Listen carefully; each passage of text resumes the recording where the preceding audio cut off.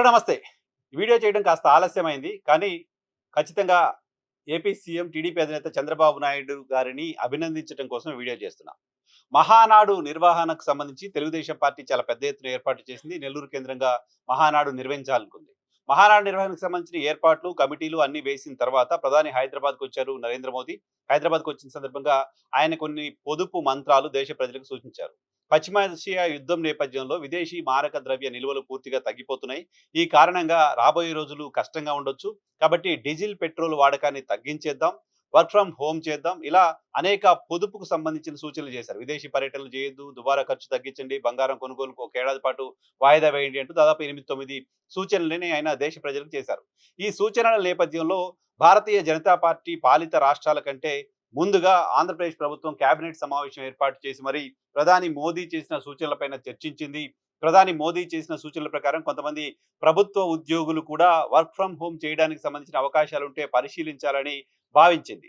నేరుగా ఆఫీస్‌కి రావాల్సిన అవసరం లేని ప్రభుత్వ ఉద్యోగులు ఇంటి దగ్గర నుంచే పనిచేయడానికి సంబంధించిన అవకాశం కల్పించాలి. పెట్రోల్, డీజిల్ వాడకాన్ని తగ్గించాలి. ప్రధాని చెప్పినట్లుగా మనం పొదుపును పాటించాలి అంటూ కేబినెట్ సమావేశాన్ని పెట్టి మరీ చర్చించారు. కేబినెట్ సమావేశం పెట్టి చర్చించిన తర్వాత నేను జర్నలిస్ట్ వైఎన్ఆర్ ఛానల్ ద్వారా ఓ వీడియో చేశాను. మహానాడు కూడా ఆన్‌లైన్‌లో నిర్వహించండి. ప్రధాని చెప్పిన మాటలు బావున్నాయని మీరు అంటున్నారు. కేబినెట్‌లో చర్చించారు. మీ మహానాడును కూడా ఆన్‌లైన్‌లో నిర్వహిస్తే మీరు ఆదర్శంగా నిలిచిన వాళ్ళవుతారు. గతంలో కూడా కరోనా సమయంలో మహానాడుని మీరు ఆన్‌లైన్‌లో నిర్వహించారు.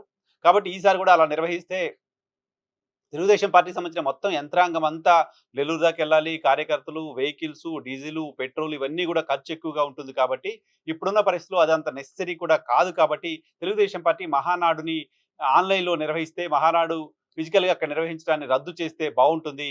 బావుండడం మాత్రమే కాదు, ప్రధాని మోదీ చెప్పిన సలహా మేరకు, మోదీ సూచన మేరకు ఆయన పార్టీకి సంబంధించిన 3 రోజుల పాటు నిర్వహించే ఒక పండగని క్యాన్సిల్ చేసుకోవడం జరిగితే అది డెఫినిట్‌గా ఆదర్శంగా ఉంటుంది అని భావించారు. తెలుగుదేశం పార్టీకి మహానాడు చాలా ప్రతిష్టాత్మకమైనది. ఆ పార్టీ ప్రతి ఏటా 3 రోజుల పాటు మహానాడుని సొంత పండగలా జరుపుకుంటుంది. సో, ఆ పండగలా జరుపుకునే కార్యక్రమాన్ని వాయిదా వేసుకొని తమకు ప్రధాని మాటల పట్ల నిబద్ధత ఉంది, పొదుపు పట్ల నిబద్ధత ఉంది అని తెలుగుదేశం పార్టీ చెప్తే బావుంటుందని మాట్లాడుకున్నాం.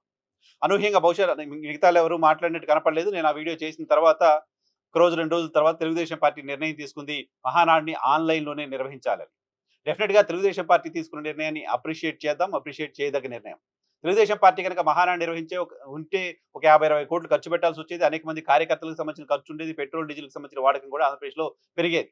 ఇప్పుడు ఆన్‌లైన్‌లో నిర్వహించడం వల్ల అదంతా కూడా తగ్గిపోతోంది. ఆ విషయంలో తెలుగుదేశం పార్టీని అభినందించాలి. చంద్రబాబు నాయుడు గారు డెఫినిట్‌గా మహానాడుని ఆన్‌లైన్‌లో నిర్వహించడం ద్వారా ఆదర్శంగా నిలిచారని భావించారు. అదే సమయంలో పెట్రోల్‌కు సంబంధించిన అంశంపై కూడా తెలుగుదేశం పార్టీ, సర్కారు ఆలోచన చేయాల్సిన అవసరం ఉంది. పెట్రోల్ ధరలకు సంబంధించి గతంలో యువగళం పాదయాత్ర చేస్తున్న సందర్భంగా నారా లోకేష్ అనేక చోట్ల పెట్రోల్ బంకుల దగ్గరికెళ్లి సెల్ఫీలు దిగి మరీ చెప్పారు. ఆంధ్రప్రదేశ్‌లో పెట్రోల్ ధరలు ఎక్కువగా ఉన్నాయి. కారణం ఆంధ్రప్రదేశ్ ప్రభుత్వం వేస్తున్న టాక్స్ కారణంగా అడిషనల్‌గా ఉన్నాయి మిగతా రాష్ట్రాలతో పోలిస్తే పెట్రోల్. పక్క రాష్ట్రమైన తెలంగాణకెళ్లి పెట్రోల్ తీసుకొనొస్తున్నారు అంటూ ఆయన మాట్లాడడం కూడా చూసాం. రోడ్లకు సంబంధించిన రిపేర్ల పేరుతో అడిషనల్ సెస్ చేశారు అంటూ మాట్లాడడం కూడా చూసాం.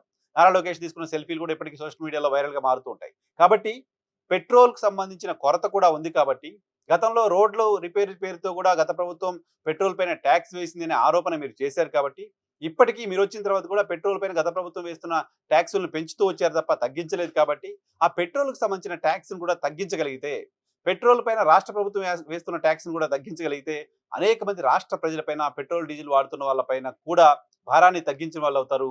వాళ్ళకి తెలియకుండానే డబ్బులు పొదుపు చేయడానికి సంబంధించిన అవకాశాన్ని ప్రభుత్వమే కల్పించినట్లు అవుతుంది కాబట్టి, ఆ దిశగా ఆ వైపు కూడా తెలుగుదేశం పార్టీ ఆలోచన చేయాలని కోరుకుందాం.